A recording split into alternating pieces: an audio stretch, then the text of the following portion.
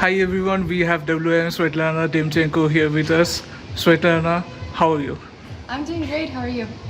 Yeah, I'm doing great. It has been 3 years since we spoke last time at 44th Chess Olympiad, and since then you have recorded like more than 120 episodes of Svitlana's smart moves on ChessBase with Arne Keller. So if you could tell us, I mean, you have already shared, but for those of us who do not know, how did Svitlana's smart move start?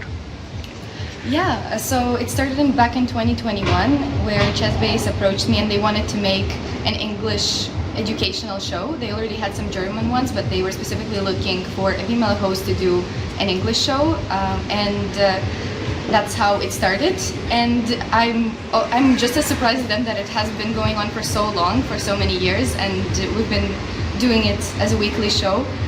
And yeah, we do it on so many topics with strategy, openings, and honestly sometimes I run out of ideas already, but I am really happy that it's been going on for so long, and it's something that's been very consistent and nice to do both for me and for ChessBase. So what do you do when you run out of ideas? Like what happens with the next episode then? Sometimes I will do something on a current topic. Let's say there's like the World Cup going on, so I'll find an instructive game from there and do that. Or I just go back to the openings that I haven't done yet, choose an opening, something like that. Whatever I haven't done in a long time, I feel like maybe we haven't done endgames in a long time, I'll do that. Whatever hasn't been done in a while.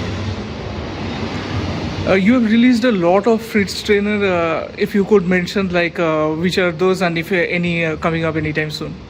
Yeah, actually one came out just yesterday. It's called Silence the Sicilian. It's on the Alpin opening.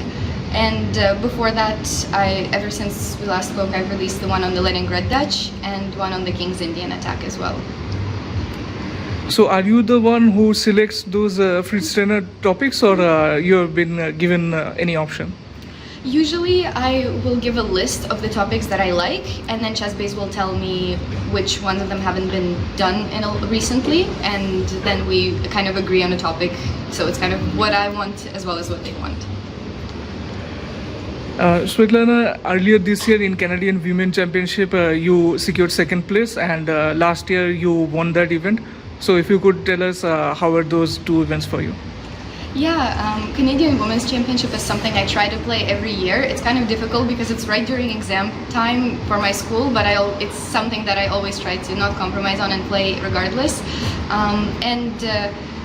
What happened the year before that is that I also tied for first, and then I got second on tie breaks. And what happened this year is I tied for first and I got second on tie breaks. It happens every time. Buchholz just is not in my favor, but you know, it's always a good experience to play the Canadian Women's and to play alongside my Olympiad teammates, and yeah, it's always stressful during all of these exams and with playing with strong opponents, but it's one of the tournaments that I really like and that I hope to continue playing and hopefully not deal with tie breaks next year if it's possible. Yeah, speaking of Olympiad, you also appeared at 45th Olympiad in Budapest, Hungary. So how was that event for you? Yeah, it was my third in-person Olympiad, and Olympiad is always an amazing event because there's so many players from so many different countries and you play against the best in the world, and as well it's a team event, which I really personally like. So that Olympiad I didn't play as well as I would like to, but the experience itself was really good and my teammates played really well, and so we actually ended up placing really well for Canada by the end. So yeah, overall the event was good. I played not that great, but it was nice, and the city of Budapest was actually amazing. It was one of my favorite trips in the recent times.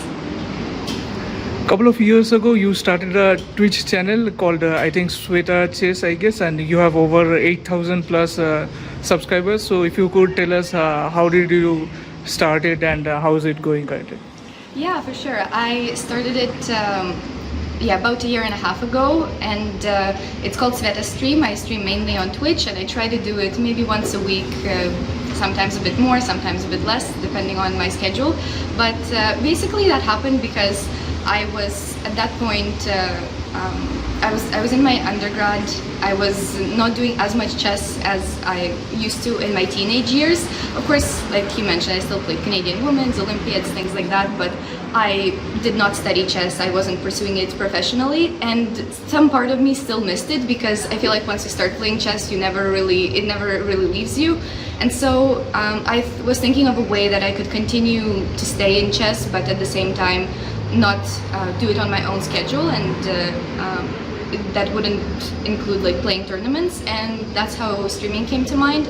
And ever since I started, I've been really liking the community that is there, so it's kind of it's what you make of it. So I kind of am happy that I was surrounded with really good people and with a lot of support right from the start, and that's why I kind of maintained it. And it was sort of my way of staying in chess because it was something that I really missed, and that's something I can keep doing other than playing whenever I'm less busy with studies.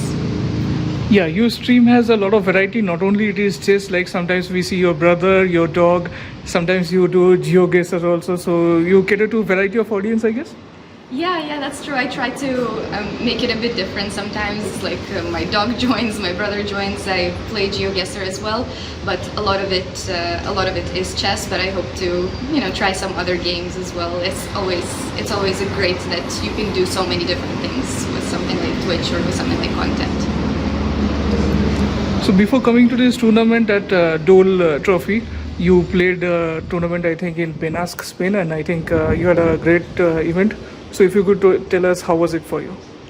Yeah, right before this, I was playing this tournament in Benasque. It was in a really, really beautiful place, surrounded by mountains. It's a small village in the north of Spain. So I was in a really good mood, going on a lot of hikes before and after games. And that tournament went pretty well, and I gained some rating, and it was just a very good experience overall to play in such a tournament, especially surrounded by nature. I really love it when a tournament is also in a really beautiful place at the same time. So did that make you pick this event also, this Dole Trophy at Aix-en-Provence? No, well, this place is also really nice. I haven't had a chance to explore it so much. I only go to the city center sometimes, but mainly this one was pretty close to my previous tournament in Spain, distance-wise, and I wanted to play these few events, these few strong events chess-wise before I started medical school in the fall. So it was just kind of to finish off my few chess years in my chess trip. Yeah, you mentioned in one of your streams that keeping chess in moderation is good. Too much chess is not a good idea. So is that the reason you decided to play only 2 tournaments this summer? Yeah, 2 tournaments is a lot for me. 2 tournaments in a row is quite a bit. But yeah, I think personally it's, like I said, I really love chess, and I think I'll love it for the rest of my life.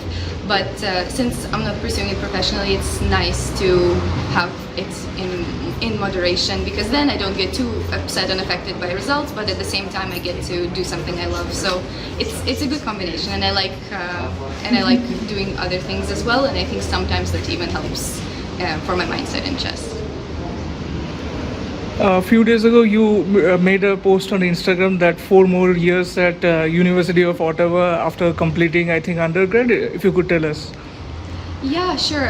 So just this June, I graduated my bachelor's degree at University of Ottawa, and I'll start medical school at University of Ottawa this fall. So it's gonna be a lot of studying, but I'm really happy with my career choice so far, and I'm really passionate about medicine, so hopefully this is something I'm going to continue going forward. But it's a lot of time studying, but I really love my university and what I currently study, so hopefully that's kind of the plan for the future. Next month at World School event, I think you will be one of the speakers at Washington DC in US, so if you could tell us what is it about?